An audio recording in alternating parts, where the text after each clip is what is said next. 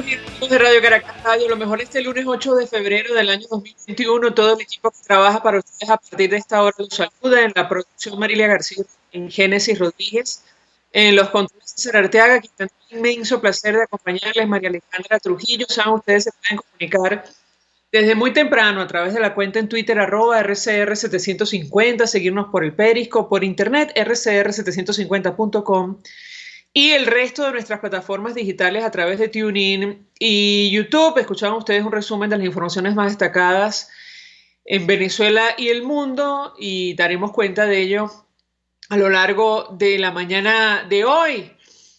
Bueno, sin duda alguna no es nada nuevo, pero llama la atención el detalle de la denuncia que hacía este fin de semana una revista en Colombia sobre la presencia de miembros de las FARC en nuestro país. Insistimos, no es nada nuevo.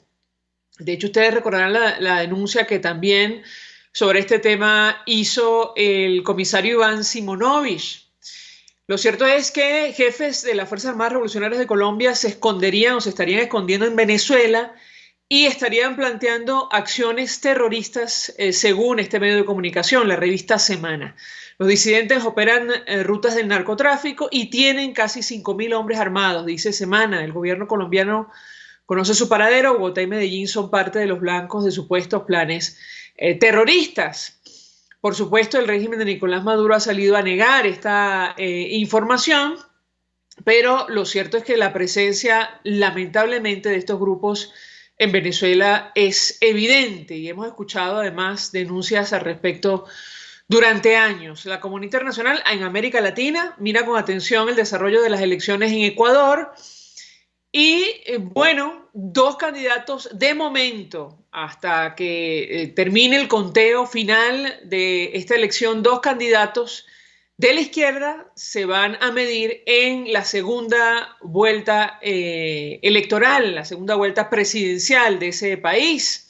Andrés Arauz, el candidato del expresidente Rafael Correa, aliado del chavismo, esto lo agregamos nosotros, va punteando los sondeos oficiales. Ayer cerraba con, me parece que más de 30% de los votos escrutados. La expectativa ahora se concentra en el candidato que pase en segundo lugar.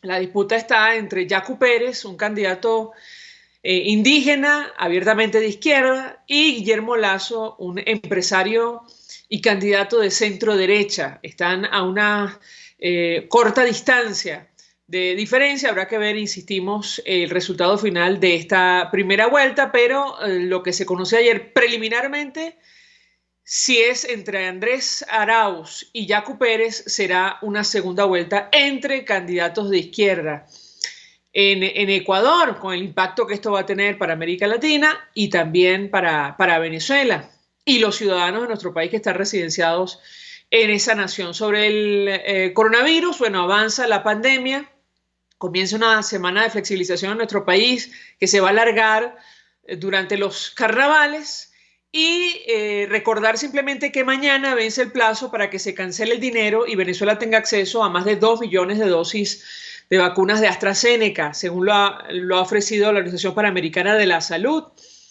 Ayer Nicolás Maduro decía que la única vacuna aprobada en nuestro país es Sputnik 5 de Rusia, y él decía, bueno, ya en el mundo comienzan todos a aceptar este biológico. Bueno, la pregunta que nos hacíamos ayer al escuchar la declaración, al leer lo que dijo Nicolás Maduro, es si se adelanta a la posición que va a asumir el régimen venezolano sobre este ofrecimiento.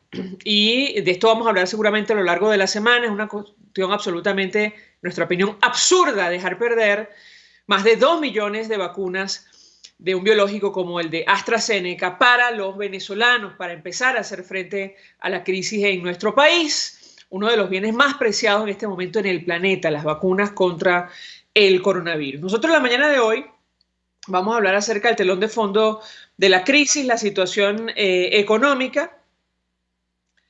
Y bueno, Nicolás Maduro también hacía breve referencia a este tema, además de la reunión que sostuvo con funcionarios de de Noruega, él hablaba del salario y su preocupación por el salario de los trabajadores. Bueno, lo que no decía es que hoy esto representa menos de $1 mensual. Una situación que nadie tampoco comprende, más allá del modelo ideológico que han implantado para tener control de la sociedad. 1.837.423,46 cerró el tipo de cambio oficial, el dólar criminal, como lo denominó el propio Nicolás Maduro, según página web del Banco Central de Venezuela. Avanza un proceso de dolarización en nuestro país, transaccional. Y de esto vamos a hablar con nuestro primer invitado. Víctor Salmerón es periodista, especializado en el área económica, conoce perfectamente de estos temas. De hecho, en su último trabajo, y él me corregirá si me equivoco, hablaba justamente acerca de lo que ha ocurrido con esta dolarización, sobre todo en la banca venezolana. Él es periodista de economía, autor de los libros Petróleo y Desmadre y La economía del caos. Escribe en varios portales informativos. Me dicen que aún no lo tenemos. Vamos a tratar de contactar con él. Él escribía lo siguiente. El 21 de enero, la Superintendencia de Bancos contuvo el avance de la dolarización al enviar una circular a las entidades financieras donde prohíbe otorgar créditos en moneda extranjera sin la previa autorización del Banco Central de Venezuela esta superintendencia, en vista de que los depósitos en dólares representan una porción sustancial de las captaciones. Un grupo de bancos comenzó a otorgar préstamos en divisas a clientes que consideran de bajo riesgo, pero las autoridades han intervenido en el proceso.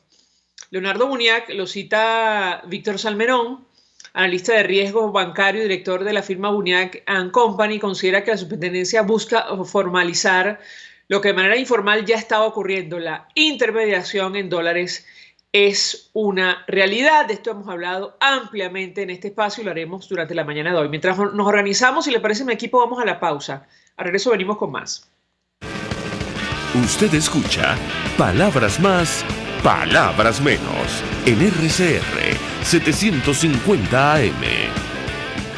Puedes seguirnos en nuestras redes sociales.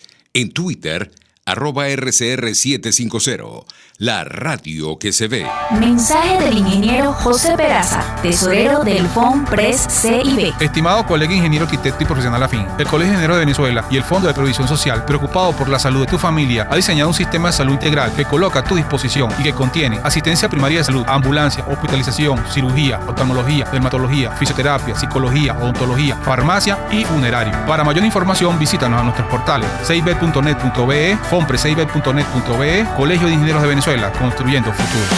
Y ahora quiero hablarte de Comercializadora Prada, y ya de solo nombrarlo se me hace agua la boca, porque Comercializadora Prada son los más frescos quesos y embutidos que te llevan a tu casa. Todos los quesos, todos los embutidos, y como cuentan con proveedores exclusivos, te resulta mucho más económico. Llámalos ya, 0424-134-6035, en Instagram wprada.ve. Comercializadora Prada, todo en quesos y embutidos con la mejor relación precio-sabor. Hola amigos, soy María Corina Machado. Todos los martes, María Corina estará contigo por RCR 750 AM. Acompáñenme de 1 a 2 de la tarde. Contigo, María Corina. Todos los martes, contigo. Solo por RCR 750 AM. Porque lo bueno une. Voz de América. Información precisa, completa, veraz, objetiva e independiente. Directo a tu pantalla. De lunes a viernes a las 2 de la tarde por RCR 750. En la crisis se encuentran las oportunidades. Aquí en Sin Estrés se las mostramos con invitados especiales que nos regalan sus experiencias por una Venezuela mejor. Cada tarde, de lunes a viernes a las 3, desde el emprendimiento, la educación, la salud y el entretenimiento. Por nuestra calidad de vida se nos hace necesario tomar un respiro del agobio diario, dedicar unos minutos a la salud mental y emocional para vivir sin estrés. Sin Estrés, de lunes a viernes a las 3 de la tarde por RCR 750, la radio que se ve. Todos las piensan, todos las escuchan y María Alejandra Trujillo te las dice. Palabras más, palabras menos. Continuamos, amigos. Palabras más, palabras menos. Saludamos a Víctor Salmerón, periodista especializado en el área económica. Gracias por atendernos, Víctor. Muy buenos días. Hola, buenos días, Mayra Alejandra. Un gusto conversar contigo. Hablamos sobre el telón de fondo de esta crisis, la situación económica. Compartíamos con los amigos oyentes el último artículo que publicaba sobre la banca y la dolarización. Pero antes te pediría un comentario inicial sobre lo que está ocurriendo con el salario de los trabajadores. Lo hemos hablado contigo en otra oportunidad. El fin de semana Nicolás Maduro hacía referencia a este tema que debería ser de principal preocupación, pero no lo es, advirtiendo que sí, que haría un esfuerzo para resolver lo que está ocurriendo con el salario que en la práctica en Venezuela ha desaparecido, al menos en bolívares. El mínimo está por debajo de $1 mensual. Yo te pediría un comentario inicial al respecto. Bienvenido, te escuchamos. Sí, bueno, yo creo que el salario muestra algo fundamental que está ocurriendo ahorita en Venezuela, que es un aumento muy importante de la desigualdad. Es una economía de contrastes donde la dolarización, el avance del dólar y los sectores que pueden obtener ingresos en divisas o que tienen un ingreso indexado al dólar, es decir, es en bolívares, pero realmente lo calculan en dólares al tipo de cambio del día, o sectores que tienen ahorros en dólares y los están usando para mantenerse en medio de esta crisis. La clase media alta venezolana desde hace ya varios años está viviendo lo que tiene ahorrado en el exterior, más de lo que genera. Esos sectores ciertamente tienen una condición de vida muy superior a los asalariados y sobre todo a los asalariados del sector público, porque las empresas, algunas que están en sectores que se han visto beneficiadas por el fin en la práctica del control de precios, por el fin en la práctica del control de cambio, empresas que han podido producir y ajustar sus costos y que están teniendo ingresos en divisa porque por este mismo esquema de la dolarización están pagándoles bonos en dólares a sus trabajadores. Entonces, esos trabajadores que están en esas áreas del sector privado tienen también unos ingresos muy superiores, sobre todo a los trabajadores del sector público, porque entonces allí lo que ocurre es un cambio fundamental en la estructura económica de Venezuela, y es que el Estado, de ser un Estado que tenía recursos, de ser un Estado, un petroestado que recibía 60.000, 70.000 millones de dólares al año, ha pasado a ser un Estado muy pobre, un Estado que no tiene recursos, que no tiene reservas, es un Estado que se quedó sin el pulmón petrolero, y eso se manifiesta principalmente en el salario que pagan los trabajadores y también en que al no poder cubrir sus gastos, es un Estado que se financia creando dinero continuamente. Entonces esa creación de dinero que la hace el Banco Central en segundos prácticamente es un dinero que la economía no lo logra absorber y que se manifiesta en un aumento constante de los precios, y es por eso que Venezuela sigue con una inflación sumamente alta. Entonces, este es realmente el contexto de lo que ocurre con el salario, y si no hay una solución de fondo donde ese Estado logre realmente cubrir sus gastos y parar la inflación, es imposible realmente recuperar la capacidad de compra del salario en estos momentos. Ahora, lo uno, justamente al tema de la dolarización, Víctor, al que tú haces referencia, insistimos en tu último artículo, al menos el que publicabas en Runrunes. Quisiera tu comentario, porque da la impresión que lo que está ocurriendo en Venezuela está hecho así por diseño. No existe la más mínima intención de resolver esto del poder de compra de los trabajadores. Sí se avanza en un proceso de dolarización desordenado con el impacto que esto tiene. ¿Qué puedes decirnos? Te escuchamos. Bueno, yo lo que pienso es que la dolarización ha sido de facto, es decir, ahí no hay, es decir, el gobierno lo que le ha tocado allí es aceptar los hechos y permitir que el dólar circule libremente, entre otras cosas porque simplemente tras 2 años y medio de hiperinflación, pues la moneda prácticamente se ha pulverizado. Es decir, el bolívar no sirve para fijar los precios aumentan constantemente, el bolívar es complicado para los medios de pago, para utilizarlo para cancelar, el efectivo prácticamente no alcanza para nada. Entonces, eso ha hecho que el dólar en la práctica sustituya a la moneda venezolana y el gobierno ante eso pues simplemente no tenía cómo detenerlo, es como un río rebelde.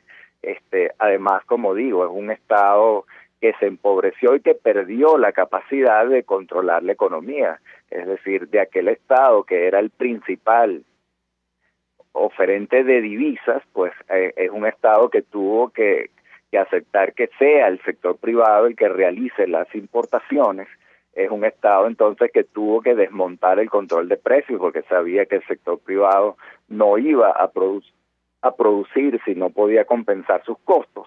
Entonces todo esto llevó a ese esquema de la dolarización.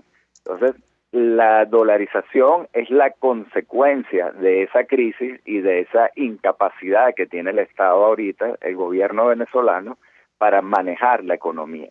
Es realmente un gobierno maniatado en ese sentido. Entonces, la dolarización pues viene avanzando a un paso muy acelerado. Yo creo que todos sabemos que los precios hoy en Venezuela en buena parte se fijan en dólares, que una parte importante de los pagos ya se están haciendo en dólares. Entonces, el otro paso de la dolarización es la dolarización financiera, la dolarización que comienza a permear hacia el sistema bancario, hacia los bancos.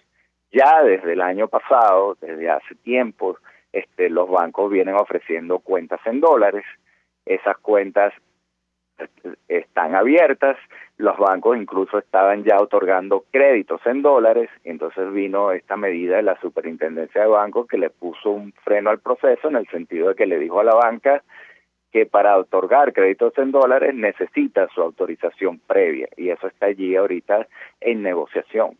Yo creo que esa dolarización financiera, esa dolarización en los bancos, que ya está bastante avanzada, como digo, desde el año pasado los bancos tienen cuentas en dólares, tienen instrumentos como tarjetas de débito para que la gente pague sus consumos con esas cuentas en dólares con esa tarjeta. Hay tarjetas virtuales donde hay personas que tienen una tarjeta que es como una tarjeta virtual que le permite hacer pagos y compras por internet, como pagar compras por Amazon o Netflix. Es decir, pero estamos hablando de, como decía, de ese contraste, de ese sector que tiene ingresos en dólares y que tiene una capacidad de consumir muy superior a la que permanece hundida en el bolívar y que básicamente son los que trabajan para el Estado. Tenemos que hacer una breve pausa, Víctor, para ir a publicidad. Te ruego que permanezcas unos minutos más porque al regreso quisiera referirme al tema de las sanciones a propósito de la presencia de esta relatora especial de Naciones Unidas que estaba hablando del tema.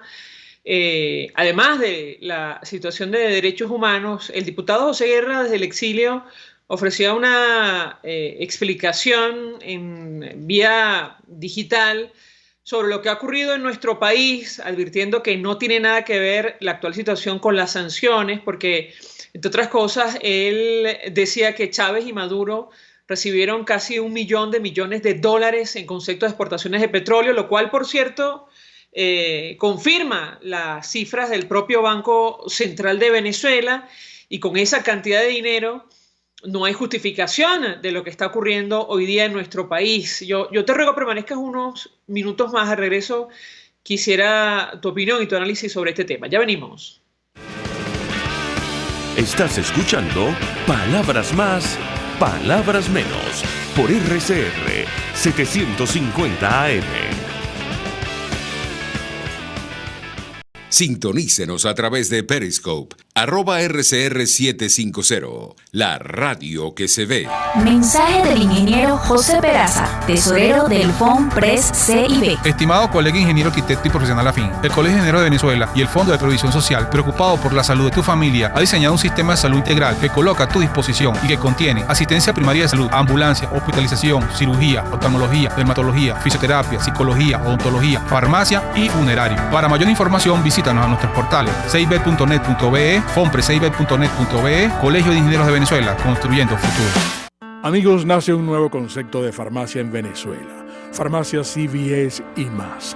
Todo lo demás. En Farmacia CVS, en español CVS, lo consigues todo en un solo lugar. Salud, belleza, hogar y comida. Un nuevo concepto en todo para un nuevo concepto de vida. Farmacia CVS y más está en el CCCT nivel C1, frente a Beco y al lado del Banco Mercantil. En Instagram, FarmaCVS. Farmacia CVS y más. Todo lo demás. Información, opinión, contraste. María Alejandra Trujillo está en Palabras Más, Palabras Menos. Continuamos, amigos, palabras más, palabras menos, hablando acerca del telón de fondo de esta crisis, la situación económica. Nos acompaña el periodista especializado en el área económica, Víctor Salmerón. Yo te dejaba una inquietud, Víctor, y lo uno al tema anterior que tiene que ver con la dolarización transaccional en nuestro país, incluso de la banca. Tomando en cuenta lo que ha ocurrido en los últimos años, el diputado José Guerra ofrecía unos datos, unas cifras, si me permite, escandalosas sobre la cantidad de dinero que ha manejado esta administración, o al menos los últimos 20 años. Recibieron 991.798 millones de dólares en concepto de exportaciones de petróleo, los cuales despilfarraron, decía él, y además se endeudaron. Bueno, da la impresión, insisto, que lo que está ocurriendo hoy con el salario, el proceso de dolarización descontrolada, bueno, está hecho así por diseño, pero no, digamos, forma parte o no se explica por la falta precisamente de recursos de esta y la anterior administración. Quisiera tu comentario, Víctor, te escuchamos. Bueno, sin duda que todo el experimento chavista y toda la gestión que hizo Maduro del gobierno tras la muerte del expresidente Chávez, es la causa fundamental de la crisis que tiene Venezuela. Fue un gobierno que como recuerda el diputado José Guerra, pues manejó una gran cantidad de dinero, que hizo todo para combatir al mercado con controles de precios, con controles de cambio, con guías de distribución, que aumentó el tamaño del Estado. El Estado empresario llegó a unas dimensiones realmente desquiciadas. Toda esa gran cantidad de empresas hoy están quebradas, pero sobre todo un manejo caótico de PDVSA. Yo recuerdo que en 2005 el expresidente Chávez anunció la meta de alcanzar la producción de 5.8 millones de barriles diarios en el 2012. Esa meta jamás se cumplió y más bien se fue rodando en el tiempo. En el 2008 la meta se redujo a 4.9 millones de barriles diarios y ni siquiera se habían llegado a los 2.800.000. Es decir, el gobierno no pudo aumentar la producción petrolera. Hubo una gestión allí pésima de la industria petrolera, que además se endeudó masivamente, y no fue, como decía antes, para aumentar la producción petrolera.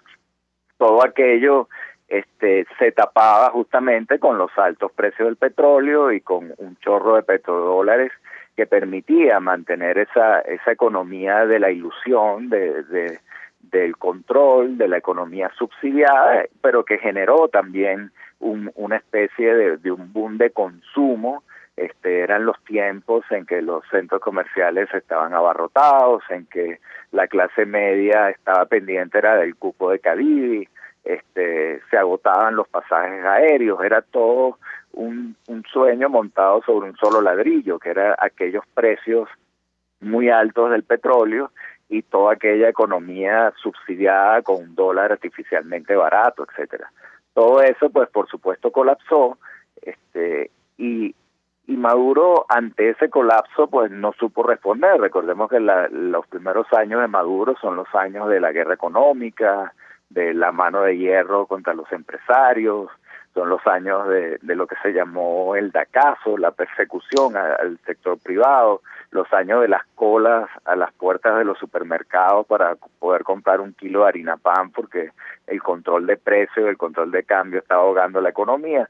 Todo eso obviamente para mí es la causa fundamental de la crisis en Venezuela. Ahora sí diría que las sanciones de alguna manera exacerbaron la caída de la producción petrolera. Hay estudios que ya comienzan, estudios que apuntan hacia esa dirección, y creo que el tema de la sanción ahorita, sobre todo si no se logra que Venezuela pueda compensar el déficit de diésel, puede realmente aumentar la crisis en muchos sectores, porque eso va a afectar el transporte de carga. Es decir, ya no estamos viendo las causas fundamentales de la crisis, sino que en el día a día esa crisis generada por ese pésimo manejo de la economía puede exacerbarse, puede profundizarse, por ejemplo, con sanciones como las que impidan la compra de diésel y que afecten el transporte de carga. Ahora, Víctor, si Venezuela, como decía el diputado José Guerra, hubiera ahorrado, hubiera mantenido el Fondo de Estabilización Macroeconómica que existía cuando llegó el expresidente Chávez al poder, no estaríamos en esta situación, ¿no crees tú? Bueno, obviamente, yo creo que uno de los errores gruesos de la gestión del expresidente Chávez, y recordemos al exministro Jorge Giordani, fue eliminar aquel fondo de ahorro que había heredado de la administración de Rafael Caldera, que era un fondo que hubiese permitido ahorrar más de 200.000 millones de dólares. Era un fondo que estaba destinado justamente a eso, a ser como un amortiguador para cuando los precios del petróleo cayeran. El expresidente Chávez acabó con todo aquello y creó un fondo para gastar, que fue el llamado Fonden.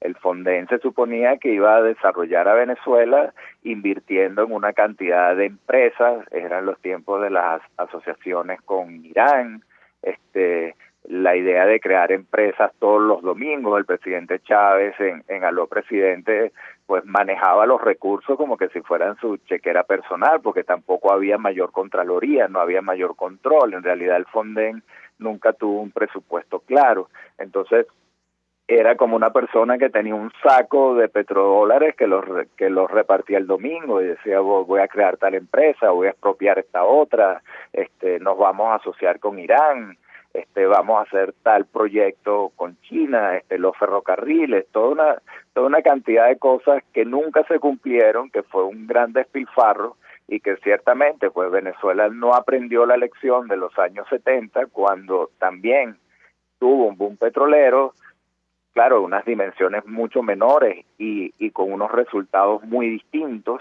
pero si algo le quedó claro a los países petroleros de la crisis de los años 80, cuando cayó el petróleo y quedaron endeudados, fue la necesidad justamente de ahorrar y de no endeudarse. Fíjense que Venezuela es el único país petrolero que cayó en una crisis profunda una vez los precios descendieron, porque justamente no aprendió nada de las lecciones de los años 80, cosa que sí aprendieron los otros miembros de la OPEP. Entonces, ojalá que esta sea bueno, yo creo que ya no va a ser posible. La Venezuela petrolera es cosa del pasado, está enterrada. El daño a la industria petrolera y el cambio en el patrón energético, en el consumo de petróleo, indica que pensar en volver a lo que fue Venezuela ya no es posible. Entonces, vamos necesariamente a una nueva economía que tiene unas bases muy endebles, que prácticamente no se han diseñado, y que mientras el país sigue inmerso en esta crisis política, le es imposible sentarse a diseñar un nuevo plan de desarrollo con unas bases más ciertas y con la certeza, o por lo menos con algunas líneas gruesas de hacia dónde poder caminar tras el fracaso de lo que ha sido el chavismo y como digo, el paso al pasado de lo que fue la Venezuela petrolera. Víctor, nos quedan pocos minutos. A propósito de lo que tú decías y recordabas con nosotros la época, el inicio de la administración de Nicolás Maduro, que nos recuerda la persecución del sector privado que nos ha llevado a esta situación, que significó la reducción casi a la mínima expresión de la empresa privada de nuestro país. ¿Qué puede ofrecer, en tu opinión, el chavismo hoy día a ese sector privado que queda en Venezuela? Lo digo a la luz de la última reunión que sostuvo Jorge Rodríguez con Fedecámara. Quisiera tu comentario, te escuchamos. Bueno, yo lo que, como decía, el Maduro está obligado a abrirle espacio a la empresa privada, a lo que queda de la empresa privada, simplemente porque es un gobierno que ya no puede ser el actor fundamental de la economía, es un gobierno, como decía, empobrecido, es un gobierno sin divisas, sin capacidad para mantener todo aquel esquema de controles, y eso ha hecho que Maduro en la práctica pues está enterrando todo aquel plan socialista. Ya no hay control de precios, ya no hay control de cambio, se tolera la dolarización, está en la agenda la posible privatización de empresas públicas y se comienza un diálogo con esos empresarios. Ahora, más allá, los empresarios han querido que esos cambios estén en las leyes, porque todo el aparato de leyes para controlar la economía prácticamente sigue vigente. Esto es una apertura de facto de la economía. Sé que hay empresarios que quisieran que esto se plasmara en leyes que deroguen todo aquel aparato que dejó montado Hugo Chávez con la idea de perseguir al mercado. Pero básicamente yo creo que la idea de ir a ese nuevo entendimiento con el sector privado es por la necesidad imperiosa de que el sector privado mantenga a flote la economía como la ha mantenido. Hay productos en los anaqueles, hay importaciones, todo eso lo está haciendo ahorita el sector privado. Ahora, de cara al futuro, hay unos problemas muy graves para ese sector privado. Es un sector privado que en la rama industrial tiene 20 años que invierte muy poco, que tiene obsolescencia tecnológica, que no puede crecer en un país que tiene un déficit de servicios públicos. Es decir, si la industria se reactivara un tanto, el déficit de energía eléctrica sería mucho más agudo. Que tiene también, era un sector privado también que en buena forma funcionó con subsidios cambiarios, con dólares baratos, que montó toda una industria para un mercado que ahora se ha vuelto mínimo. Ahora es una economía enana que no se puede comparar con sus pares, ni con la de Colombia, ni con la de Ecuador. Es el tamaño de una economía centroamericana. Entonces, por eso decía que más allá de esas conversaciones, lo que necesita el país es realmente rediseñar su plan de desarrollo y rediseñar hacia dónde va a ir ese sector privado, cuáles van a ser los sectores, pero necesariamente eso pasa por un gobierno que tenga legitimidad en la comunidad internacional, que pueda conseguir financiamiento y que pueda entonces atraer inversión de largo plazo y que comience entonces a subsanar todo ese déficit de infraestructura y de servicios básicos en los cuales es imposible que un sector privado se desarrolle. Víctor Salmerón, 1.000.000 de gracias por atendernos, acompañarnos la mañana de hoy, periodista especializado en el área económica, autor de los libros Petróleo y Desmadre y La Economía del Caos. Escribe en varios portales informativos expresando opinión y análisis acerca del tema que debatimos la mañana de hoy, que tiene que ver con el teléfono de fondo de la crisis y la situación económica. Por cierto, Nicolás Maduro, además de hablar del salario, de lo que va a hacer, sin mencionar cómo ni cuándo, también mencionaba que va a recuperar, que va a rescatar las obras inconclusas de Odebrecht, es decir, razón por la cual se abrió juicio en el exterior.